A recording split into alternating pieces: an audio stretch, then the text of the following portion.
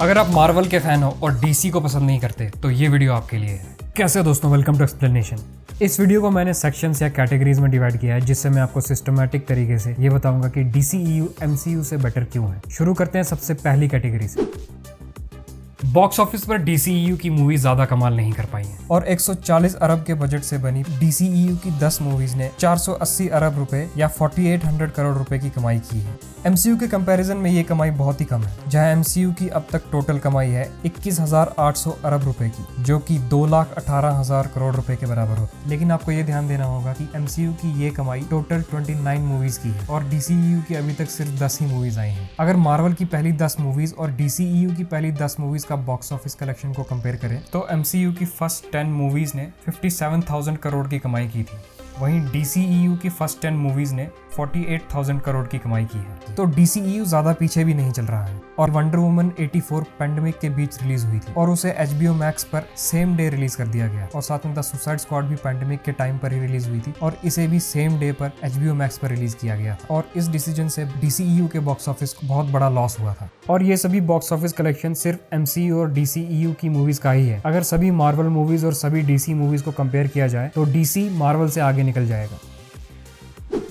MCU की शुरुआत 2008 की आयरन मैन मूवी से हुई और 14 साल बाद थॉर लव एंड थंडर तक 29 मूवीज अब तक रिलीज हो चुकी हैं और इन 29 मूवीज में से 10 ही मूवीज ऐसी होंगी जिनको क्वालिटी मूवीज कह सकते हैं। Iron Man, Captain America 1, Avengers 1, Civil War, Spiderman Homecoming, Thor Ragnarok, Black Panther, Avengers Infinity War, End Game और स्पाइडरमैन नो वे होम ही ऐसी मूवीज हैं जिनके बारे में आज भी डिस्कशन होता है। वैसे आप कमेंट्स में ये बताना मत भूलना कि आप डीसी फैन हो या मार्वल। वहीं बात करें अगर डीसीईयू की, तो डीसीईयू की शुरुआत 2013 में मैन ऑफ स्टील मूवी से हुई थी और अभी तक इस यूनिवर्स में 10 मूवीज आ चुकी हैं और इन मूवीज में से आज भी 2016 में आई बैटमैन वर्सेस सुपरमैन के बारे में बातें होती हैं। ये फिल्म बहुत लोगों को पसंद नहीं आई थी, लेकिन इस मूवी को रिलीज हुए 6 साल से भी ज्यादा हो चुके हैं और आज भी इस पर डिस्कशन होता है। वहीं 2010 की द सुसाइड स्क्वाड बेशक क्रिटिक्स को अच्छी नहीं लगी थी, लेकिन एक विलेंस के ग्रुप पर मूवी बनाना एक बहुत यूनिक आइडिया था जो एमसीयू आज तक नहीं कर पाया। हाँ, इस बात में कोई शक नहीं है कि फेज 3 तक एमसीयू ने मूवीज को ब्रिलियंट तरीके से कनेक्ट किया था और एक अच्छा यूनिवर्स ग्रो करने में डीसीईयू को हमेशा ही प्रॉब्लम्स हुई हैं। इसके बारे में आगे मैं इसी वीडियो में डिटेल में बताऊंगा। फेज 3 तक तो एमसीयू बहुत अच्छी तरह जा रहा था, लेकिन फेज 4 में एमसीयू ने क्वांटिटी ओवर क्वालिटी को प्रेफर करना शुरू कर दिया और इससे मार्वल के फैंस भी नाराज हैं। फेज 4 में टोटल 7 मूवीज और 10 डिज्नी प्लस के शोज आए हैं,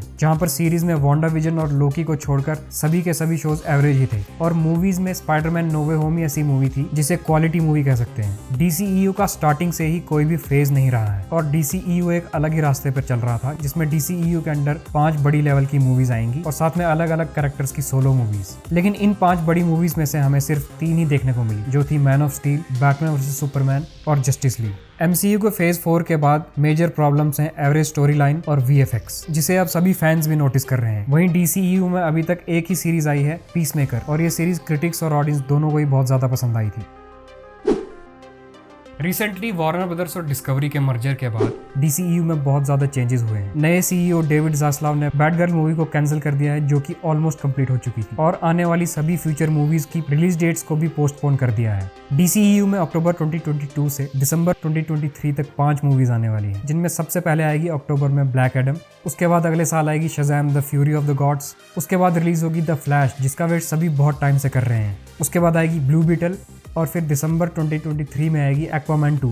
वहीं एमसीयू में अगले साल तक 5 मूवीज आएंगी, जिनमें सबसे पहले नवंबर में आएगी ब्लैक पैंथर वकांडा फॉरएवर, उसके बाद एंटमैन क्वांटमेनिया, उसके बाद guardians of the Galaxy volume 3, उसके बाद आएगी द मार्वल्स और फिर नवंबर 2023 में ब्लेड मूवी आएगी। और इन सभी मूवीज में डीसीईयू के पास ज्यादा गेम चेंजिंग मूवीज हैं। ब्लैक एडम सभी ट्रेलर से बहुत ज्यादा अमेजिंग लग रही है और द रॉक इस मूवी में है तो ये मूवी हिट तो होगी ही। Shazam the fury of the gods भी शज़ैम 1 के बाद एक और सरप्राइज हिट हो सकती है। और द फ्लैश मूवी को तो टेस्ट ऑडियंस ने ऑलरेडी द डार्क नाइट से ज्यादा की रेटिंग दी है। वहीं एमसीयू में एंटमैन क्वांटमेनिया ही ऐसी मूवी लग रही है जो पूरे एमसीयू को बदल के रख सकती है। और साथ में रिसेंट न्यूज में ये भी कंफर्म हो चुका है कि बेन एफ्लेक का बैटमैन भी वापस आ रहा है और रूमर्स ये भी है कि हेनरी कैविल का सुपरमैन भी डीसीईयू में वापसी करेगा। मार्वल का फ्यूचर ओरिजिनल एवेंजर्स के ना होने की वजह से थोड़ा अनस्टेबल लगता है और अब नए सुपर हीरोज पुराने एवेंजर्स की जगह ले पाएंगे या नहीं, ये थोड़ा डाउटफुल लगता है। एमसीयू मूवीज आयरन मैन 1 से ही मार्वल फॉर्मूला पर बनती है, जिसमें हमेशा स्टोरी कलरफुल होती है और सभी के सभी सीन्स PG-13 होते हैं और मार्वल बहुत टाइम से इसी फॉर्मूले पर चल रहा है।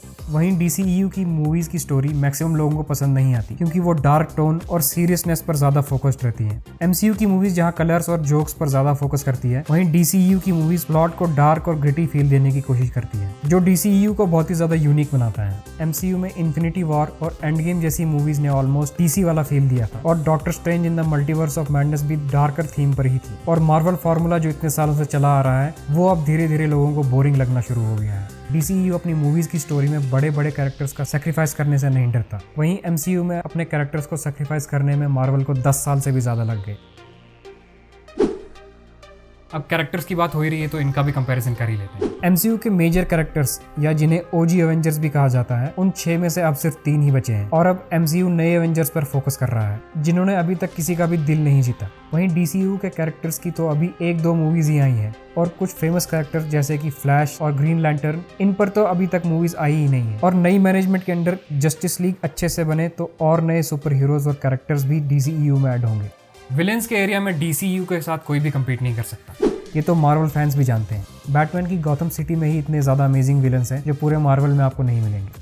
29 मार्वल मूवीज में तो लोकी, किलमॉन्गर और थैनोस ही अब तक ऐसे विलेंस हैं जो लोगों के बीच पॉपुलर हुए थे। वहीं जोकर की पॉपुलैरिटी तो सबको पता ही है, और जैक स्नाइडर जस्टिस लीग में डार्क साइड का मेनेसिंग और पावरफुल विलन भी हमें देखने को मिला था, और DCEU की सबसे पहली मूवी में जॉर्ड जैसा इनक्रेडिबल विलन भी हमें दिखा था। MCU के कैरेक्टर्स की एक सबसे बड़ी प्रॉब्लम यह है कि इन मूवीज में फन और कॉमेडी भरने के लिए बुचरिंग ऑफ कैरेक्टर्स की जाती है, जहां पर स्टोरीज और ओरिजिन को चेंज करके नए एलिमेंट्स जोड़े जाते हैं ताकि लोगों को खुश किया जा सके। रिसेंट एग्जांपल है गॉर द गॉड बुचर, जिसे कंप्लीटली चेंज कर दिया गया था। वहीं 2013 में आयरन मैन 3 में मैंडरिन के कैरेक्टर को भी जोकर बना दिया गया था। और अब हल्क के कैरेक्टर को कैसे भूल सकते हैं, जो हल्क एक बहुत बड़े एलियन मॉन्स्टर को सिर्फ अपने पंच से रोक सकता था, वो अब छोटी सी जीप को भी नहीं रोक सकता और तालियों से ही हार जाता है। DCEU में कैरेक्टर्स पर बहुत फोकस किया जाता है और उन्हें रियल लाइफ प्रॉब्लम्स में भी डाला जाता है, और ज्यादा कैरेक्टर्स से छेड़छाड़ नहीं की जाती। अब ज़्यूस का कैरेक्टर ही ले लो, जैक स्नाइडर जस्टिस लीग में ज़्यूस अमेजिंग और पावरफुल दिखा था। वहीं थॉर लव एंड थंडर में तो फ्रॉक पहनकर ज़्यूस डांस कर रहा था। DCEU ने अपने पहले 4 सालों के अंदर ही फीमेल सुपर हीरो पर सोलो मूवी वंडर वुमन बना दी थी, जो सुपर हिट रही थी और क्रिटिक्स को भी बहुत ज्यादा पसंद आई, और MCU को ऐसा करने में 11 साल का टाइम लग गया। वहीं हार्ली क्विन जैसी कैरेक्टर को भी सभी ने बहुत ज्यादा पसंद किया। MCU में फीमेल कैरेक्टर्स का लिमिटेड रोल रखा जाता है, और सिर्फ फेज 4 के बाद ही हमें फीमेल लेड मूवीज और शोज देखने को मिले हैं। लेकिन वहीं DCEU में तो वंडर वुमन स्टार्टिंग से ही जस्टिस लीग का एक मेजर पार्ट रही है। DCEU MCU के कंपैरिजन में बहुत ही अच्छी सिनेमैटिक मूवीज बनाता है, जो कि विजुअली स्टनिंग होती है। Man of steel, wonder woman, Batman versus Superman या फिर जैक स्नाइडर जस्टिस लीग, इन सभी में अमेजिंग सिनेमेटोग्राफी यूज हुई है, जो इस मूवी को विजुअली बहुत ब्यूटीफुल बनाती है। वहीं MCU में बहुत कम मूवीज ऐसी दिखेंगी जिन्हें आप विजुअली ब्यूटीफुल कह सकते हो।